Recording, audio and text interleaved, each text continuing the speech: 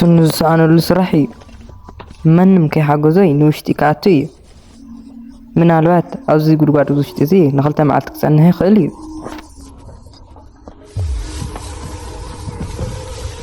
أوف لتحتي أزور زلق أنا مهندسية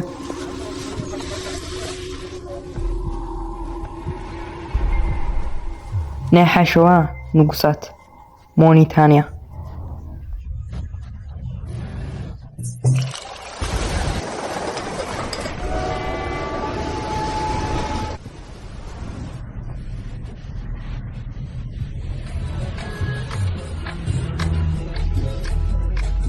إسليك ريبابليك موريتانيا النام نايمريت عصرت شدشتا بورك تشفنت يا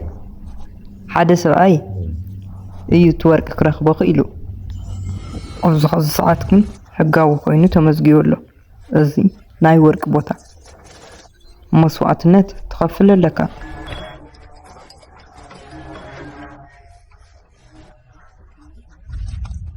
لما أنتي مسؤوم علينا ورك اندلينا ورك نحاسبينا إشكا رخيبنا نشط له ساعات مالتي إذا كبابي ناي مينينات منور كبابي إذا هاجر زيا ناي عرب هاجر يا جن ما نم أي فتان إذا بوتا زيا بزحات لوهات سبات زنور لا بوتا يا روح تزخونت هاجر يا እንኳን ነሞናተሪያ ብድሓን መጽሐፍ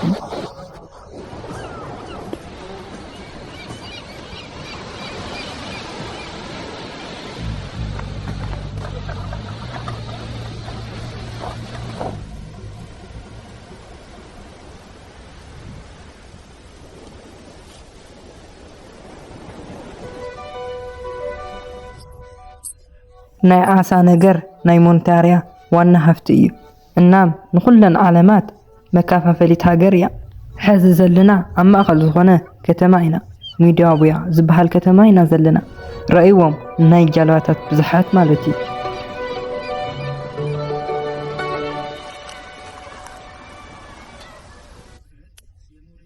ብረት ናይ ሞንታርያ ዓብይ ሃፍቲ ምንጪ እዩ እቲ ብረት ዝጓዓዝ ብናይ ሳህራ በረኻ እዩ እዚ ትርእይዎ ዘለኹም ናይ ሳህራ ዓብይ ዝኾነ ባቡር እዩ እናም ከምስራቅ ሞሪታንያ ጅዋርያት እና ናፍታ ዓብይ ቦታ ንዋዲቦ ይኸይድ ብረት ሓጭን እና ዝተፈላለዩ ነገራት ንዓለም ይልኽ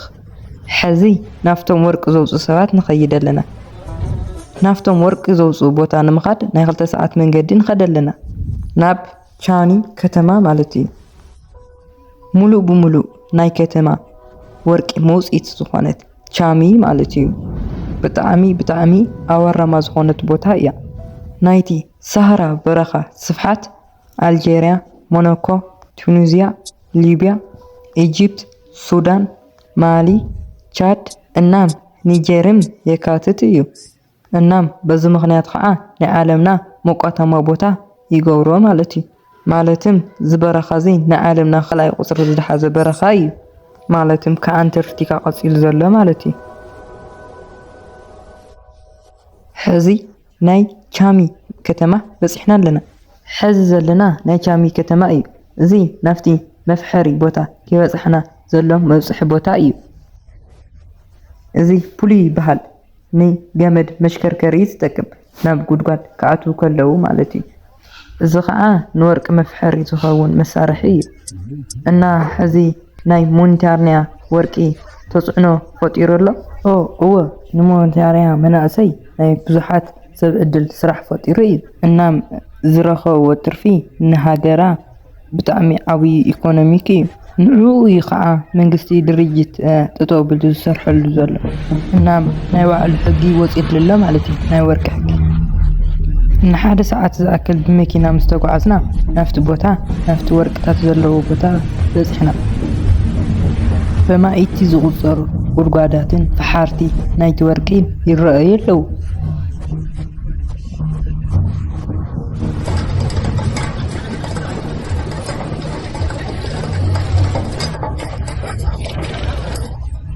መጀመርታ እቲ ወርቂ ዘለዎ እምኒ ወይ ከዓ ሓመድ ይውፅዎ ካብኡ ነትወርክ ንምፍላይ ናብ ካሊእ ቦታ ይልእኽዎ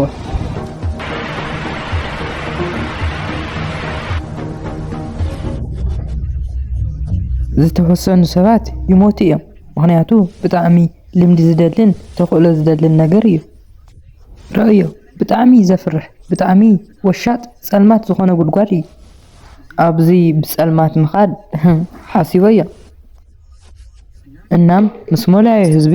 ኣፋሊጦምኒ ንብዙሓት ዓመታት ወርቂ ንምውፃእ ዝሰርሐ ሰብ እዩ ናብ ጉድጓድ ክንደይ ዝኣክል ግዜ ኣቲኻ ሽካዕ ኸዚ ብጣዕሚ ብዙሕ እዩ ናብ 600 700 ዝኾኑ ጉድጓዳት ኣትየ ኣለኹ ሽካዕ ኸዚ ብጣዕሚ ነዊሕ ዝተባሃለ ጉድጓድ እዛ ኣተኻዮ መዓዝ 48 ሜትር እሞ ወርቂ ረኺኻ ረኺበ ብሰላም ከም ትምለስ ተስፋ ይገብር እየ ብዛዕባ እቲ ካሜራ ኣይትሕሰብ ብቻ ንስኻ ተጠንቀቕ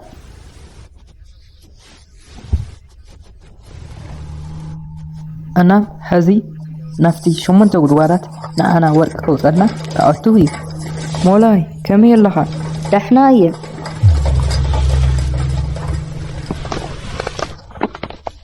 ግን ብትኽክል ምትንፋስ ይኽእል ዲ ወይ ይኽእል እዩ ውሽጢ ናይ ኦክሲጅን ኣይቕንስን ኣረ ኣይትሕሰብ ኢኻ ንሕና እኮ ሓደ ግዜ ውሽጢ ንድቅስ ኢና እናም ኣብኡ ትድቅሱ ትኽእሉ ኢኹም ኣብኡ ን24 ሰዓት ዝፀንሕ ሓደ ግዜ ኣብ ውሽጢ ምብላዕ ምስታይ ደሞ ሓደ ግዜ ዓረፍቲ ንወስድ ኢና ውሽጢ እዚ ጉድጓድ ኣብዚ ውሽጢ እየ ዝሰርሕ በዚ እውን መኸደ ኣለዉ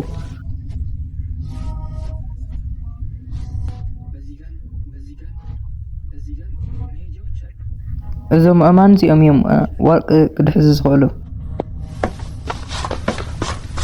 ኣብቲ ውሽጢ ከተማ ኣሎ ሽንቲ ቤት እውን ኣለዎ እዩ ናይዞም ኳዓቲ ከተማ እዩ በዛ ኣቲና በትንየ ዘሎ ኢና ንወፅእ ኩሉ ግዜ ሂወትካ ሓደጋ እዩ ኩሉ ግዜ ሓደጋ ሂወትና خذ زم قحتها زيوم يكتكم ياو أوزو قدوار زي يكسرح ياو زي يو زي من زي ورقي زي الحز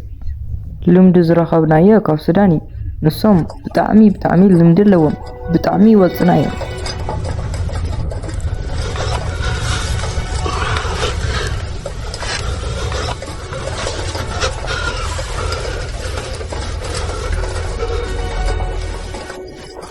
كمينيرو بتعمي خبيدي እንግዲህ ፈጣሪ መስገን በሰላም ንምላስኻ ተዓዘብ ዞም ኣማን እዚኦም ወርቂ ሒዞም ኣለው ረዮም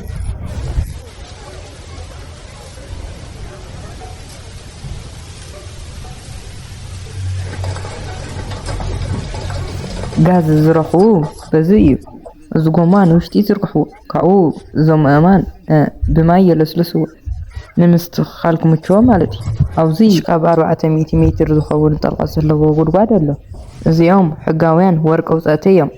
ዝእምኒ እዚኦም ናፍቲ ዝድለ ቦታ ዝልእኽዎ ማለት እዩ እሱ ከዓ ከይድና ንሪኦ ንኸውን ኢና እዚ ሻወር ንወስደሉ ቦታ እዩ ማምቶ ይበሃል ናዚ ከባቢ ተቆፃፃሪ እዩ መሐመድ ኢልካ ትፅውዖ ትኽእል ኢኻ ያው ኩሎም ዘይተሸፈኑ ጉድጓዳት ሰብ ኣለዎም ማለት እዩ ከምዚ ነገርኒ እንተኾይኑ እዚ ንጉሆ ሓደ ሰዓት ዝኣተወ እዩ أنت يسمعك الله دخان كندي إذا أكل ساعة وصني حاها 10 ساعات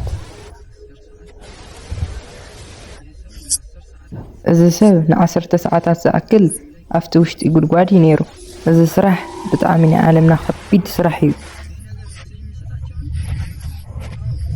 زنجر دي أكسجين كوم دي عاوز يقول قادي زلو لا إسرائيل 2 متر مشت أيام زلو النام حموش تيام كم يقع زي انت كم زلنا عير كحضرهم تعذبوا إذا سبزي 15 غربادات اللو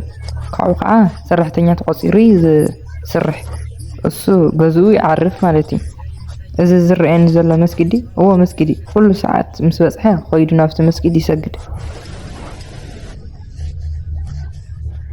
سلام أنا يافت مسجد أذان زول كيسجدوا بفصوم نفس رحاتهم بوزح قحاتات يحيز مسئ كعقعة مكينة قديفة يزلهم مخنياتو أي تحسب أمورتي أنا أخذ الله خيلمني إنها حق دي عوزي منم ليوا يلن حقي عوزي منم ليوا يلن سلزي أي تحسبها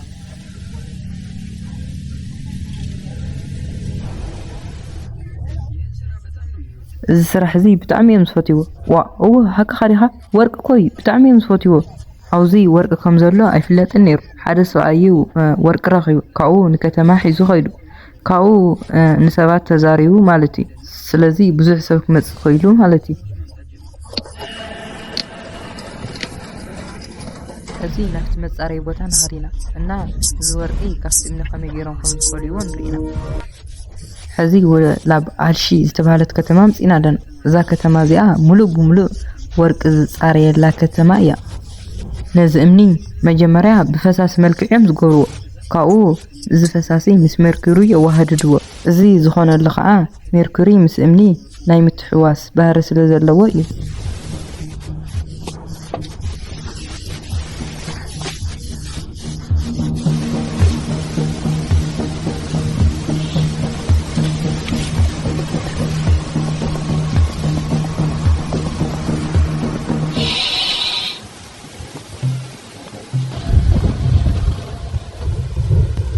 እዚ ወርቂ እዚ ክንደይ ግራም እዚ 1 ግራም እዩ መዓት ገዛውቲ ኣለዉ ግን ከምዞም ዝረኸቦም ከሆነ ከምዚ ዓይነት ስራሕ ዝሰርሑ በቢ ገዛውቲ ኣለዉ ሕዚ ንመንግስቲ ንኽሸጡ ተገዲዶም ኣለዉ ነገር ግን ንሶም ዝደልዩ ብብላክ ማርኬት ምሻጥ እዩ ተዓዘብ ሞንታንያ ክንደይ ሃፍታም ምዃና ረአ